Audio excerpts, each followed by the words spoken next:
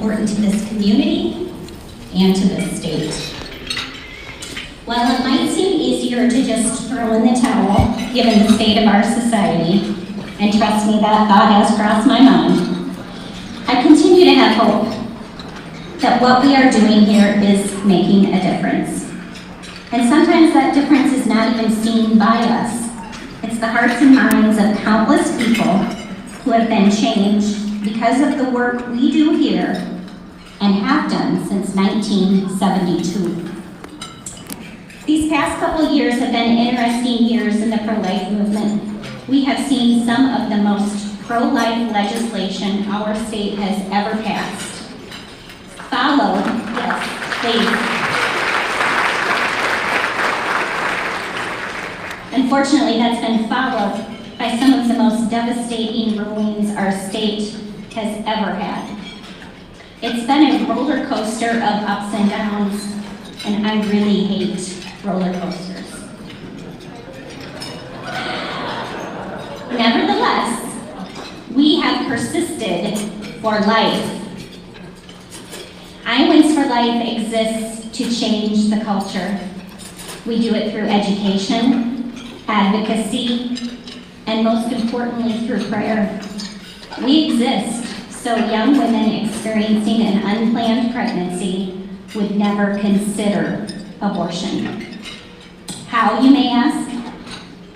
By our Respect Life curriculum in area Catholic schools and RE programs. If it's not in your school or your RE, call me. I'll get it there. By our trip to the March for Life in Washington, D.C. every year.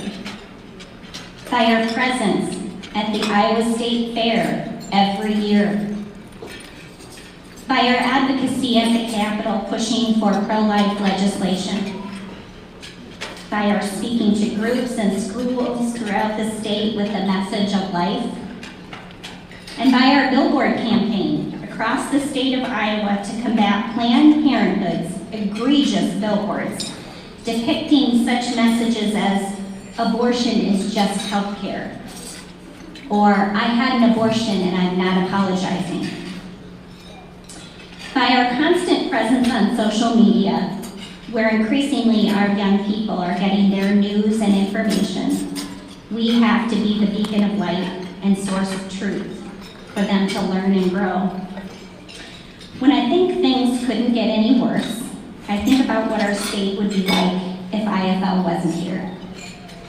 If we weren't here, constantly behind the scenes, nudging, prodding, pushing, and if I'm being totally honest, sometimes shoving, but the shoving is done, of course, in nothing but love. But if we don't do it, who will? The bottom line is you need Iowans For Life. And Iowans For Life needs you. Right now in Iowa, we are in a fight for our life, literally. In 2018, there was a landmark case that was decided in Iowa, Planned Parenthood versus Reynolds. The state Supreme Court declared Iowa's Constitution included a fundamental right to abortion. Did you hear that? Let me repeat it. Unelected judges created law in the Iowa Constitution that does not exist, a fundamental right to abortion. The court's decision is even more radical than Roe versus Wade, opening the door to abortion on demand at any reason, any time, right up to birth. The recent decision by the Iowa Supreme Court means that every pro-life law ever passed, or that could be passed in Iowa, will now likely be declared unconstitutional. The only way to undo what these judges did is to pass a constitutional amendment. In June 2019, Illinois passed legislation that made it the most pro-abortion state in the country. They made abortion legal up to birth, legalized partial birth abortion, legalized abortion done by non-doctors, and allow babies born alive after a botched abortion to die on the table. And of course, they make the taxpayers pay for it all. And then on the 46th anniversary of Roe v. Wade court decision, New York signed a new law, the Reproductive Health Act. They removed the need for doctors to perform abortions and allow abortions right up to birth. And New Yorkers celebrated this atrocity by lighting up the World Trade Center in pink. The only thing stopping Iowa from becoming Illinois and New York is this life amendment. To be enacted, the amendment must pass both chambers of the legislature in the same form in 2 sessions, and then go to a vote of the people for approval. Similar amendments have been passed in Tennessee, Alabama, and West Virginia.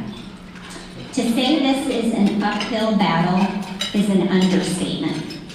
This is a campaign of epic proportions, and it's one we really can't afford to lose.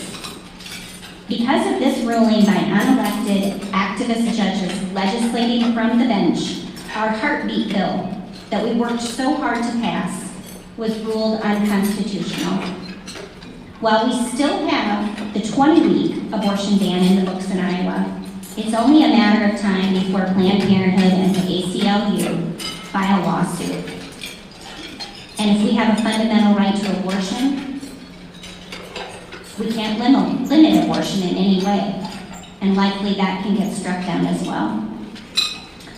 So just to be clear, when Roe versus Wade is overturned, and I have no doubt that some state will make it up and take a bite out of Roe, abortion law goes back to the states. If we don't undo what they did, Iowa could become an abortion mecca of the country. And this is not blowing anything out of proportion or being overdramatic. It really is the reality of our situation. And it is hard to stomach. But I want you to hear loud and clear, this means nothing to the day-to-day work that Iowans For Life does. If anything, it has furthered our resolve, it's heightened our determination, and emboldened us to keep pushing no matter what. We won't accept defeat. There's too much at stake.